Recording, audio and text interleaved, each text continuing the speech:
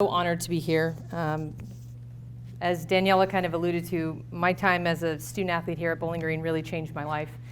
And I still feel very connected to the program, even though it's been 11 years since I've been here. So first and foremost, to all the girls on the team, thank you so much for letting me be a part of your celebration. And there's so much to be proud of. My heavens, I wanted so badly a ring and a trophy, so thank you for bringing some back to this place. So big props to you guys for that.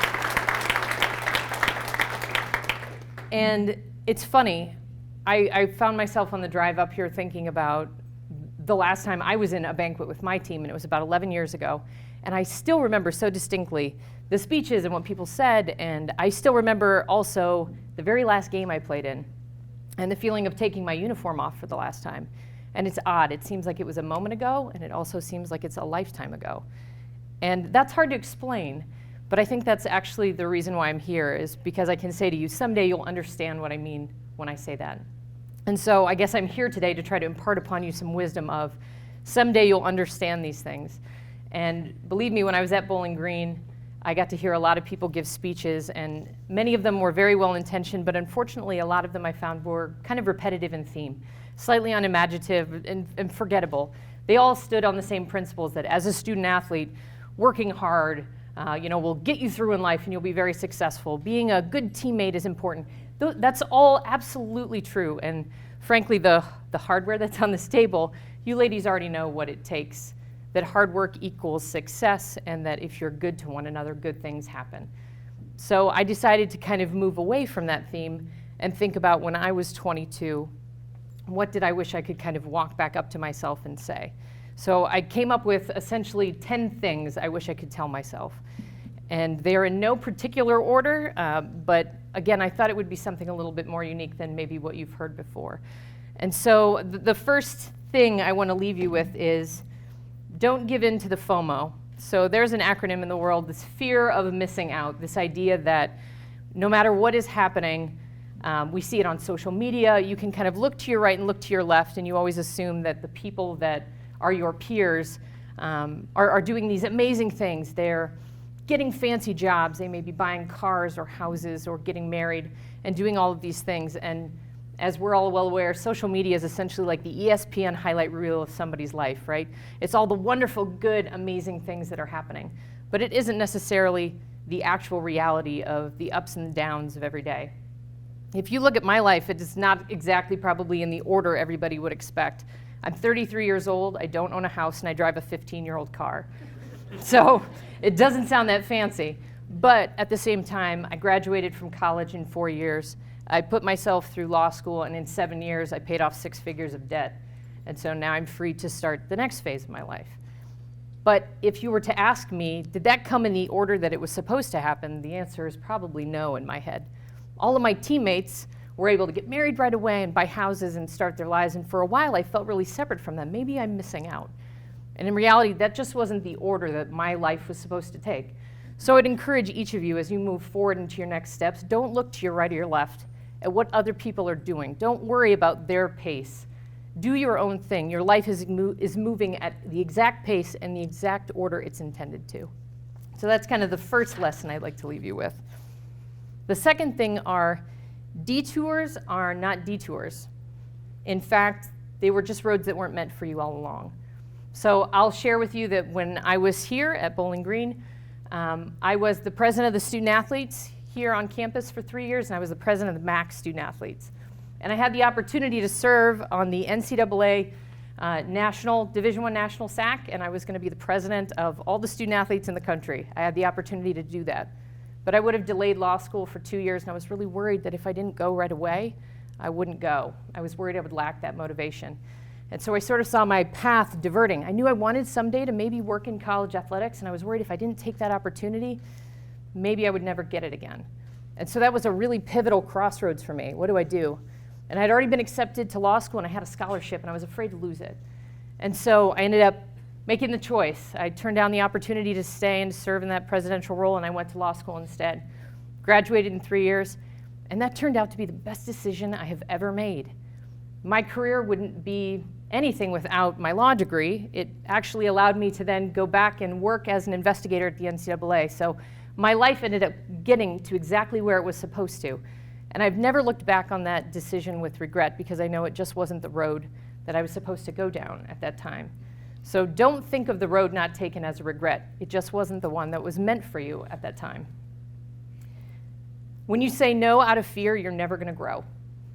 I made some mistakes in that I would get intimidated in certain situations. I noticed this actually when I went to law school and I started there.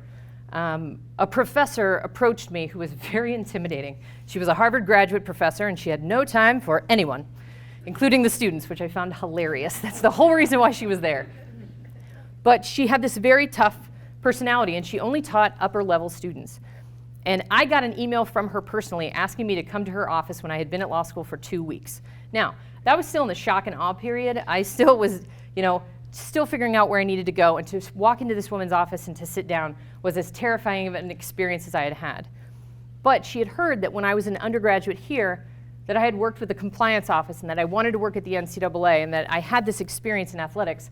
And it turns out at Ohio Northern, she was the compliance officer, and she wanted me to work side by side with her during my time in law school to get experience doing compliance. And I made a foolish decision because I was scared and I turned her down.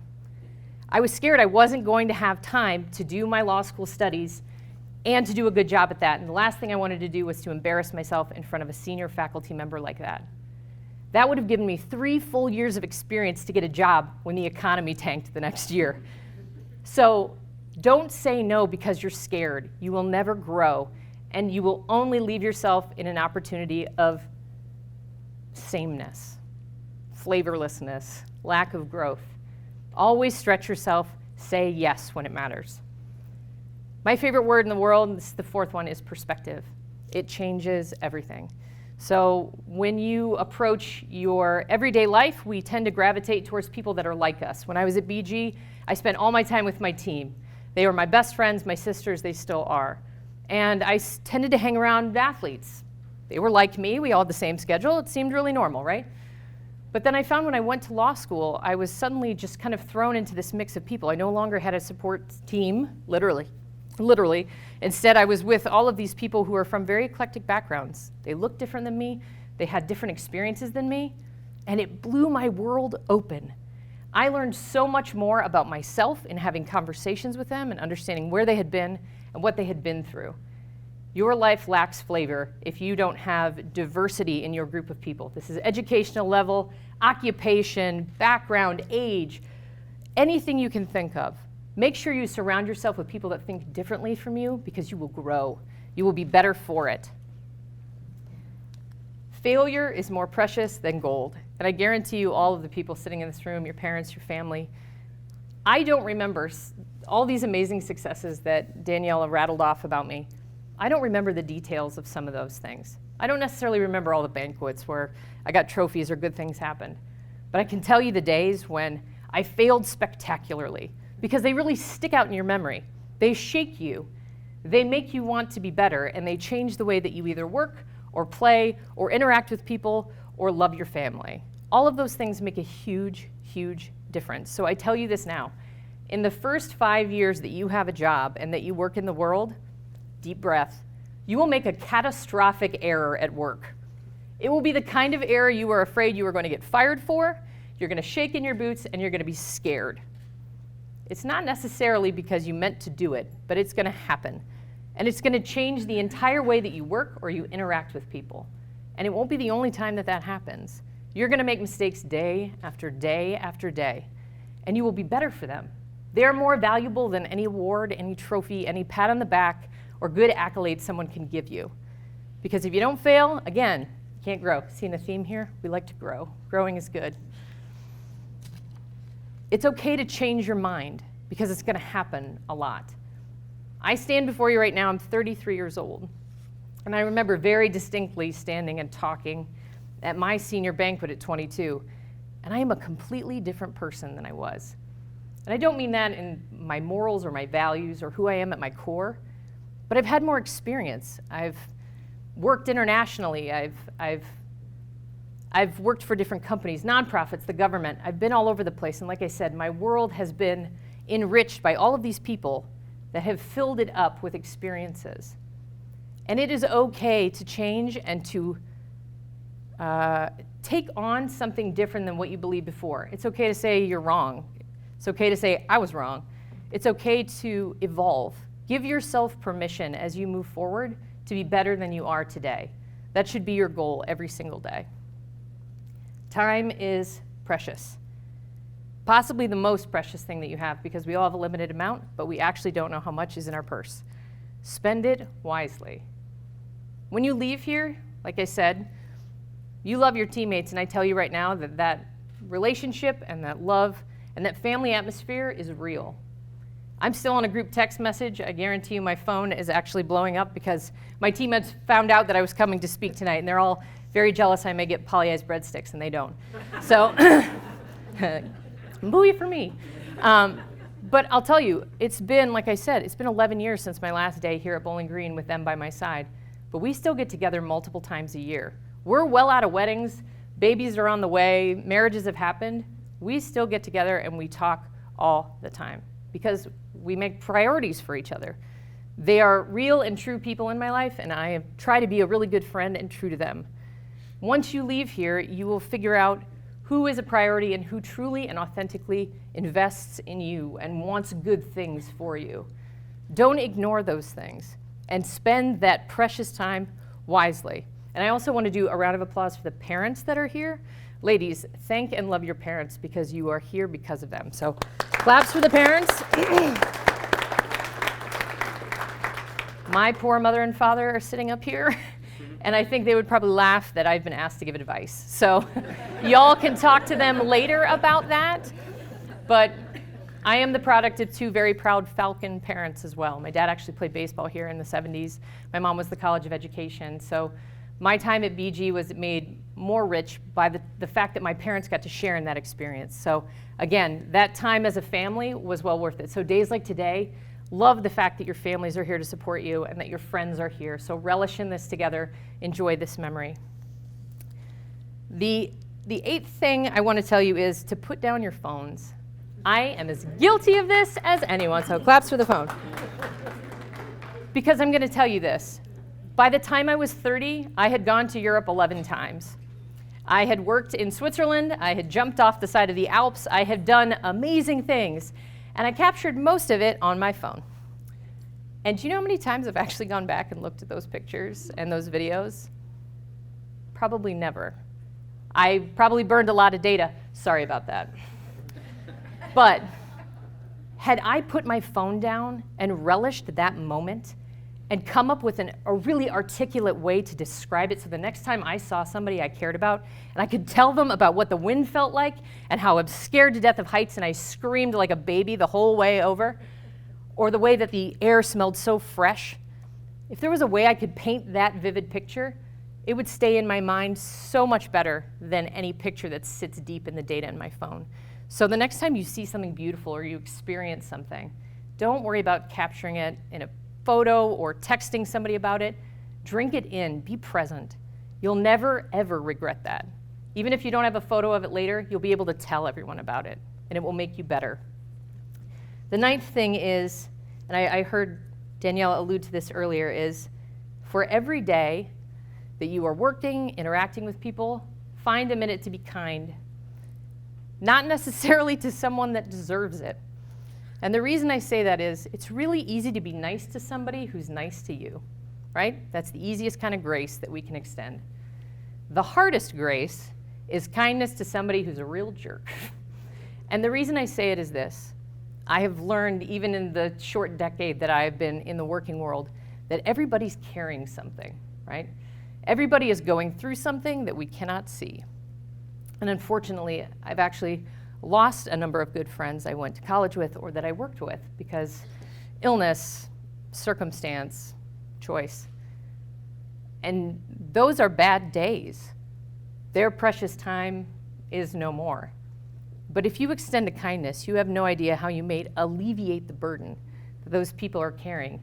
They may be a jerk to every other person they see that day, and every other person will blow them off. But you may be the last thing that sort of lifts them up. So don't forget, this is your opportunity to show grace. Be kind when it is so hard to extend kindness. And the last thing that I'm going to leave you with is give of yourself in service to others. Give back. especially ladies on the team, you were given a tremendous opportunity and a gift to have a platform to play a game that you love. You received a very valuable education. I can tell you, like I said, after paying off all that debt. So turn around and give back. On the Alumni Board of Directors, I always quote this statistic because I think it's important that people know it. At least the statistic remained, and I hope it's still accurate, but when I was a student athlete, less than 2% of former student athletes would financially contribute to the institution that they graduated from after they would leave. I won't say you got a free ride because you didn't. You ladies had a full-time job for 4 years or 5 years, depending on your experience. You worked very hard and you earned everything you received. But I believe that we all have an obligation to plant trees under which we will never sit. It's this idea of you want to leave good things. So I encourage you, if monetarily you can't be supportive, give of your time. I've been on the Young Alumni Board, the Alumni Board of Directors, because Bowling Green is my heart, it's my home. This place is important to me. And even though I'm just meeting you ladies today, you're a part of my family. So just know, when you are in my shoes and you're asked to come back and speak at a banquet like this, that it is very valuable. And there are ways that you can give of yourself other than just, here, let me write you a check. So please be generous with your time to whatever you are passionate about. And I guess I just want to leave you with this. Your lives are just beginning. It is going to be a beautiful, beautiful adventure. Be bold, be brave, believe in yourself, and be the hero, be the heroine of your own story. Don't wait for anybody to come in and rescue you or champion you. Be your own champion. And I'll tell you this, don't lose sleep over things you can't control. Your knees are really gonna hurt. This is the first time I've worn high heels in a long time, and I tell you that mine are hurting already. But I think most importantly, life is full of brilliant and beautiful things. And you ladies are gonna take over the world. Don't ever doubt it, and go get it. Thank you.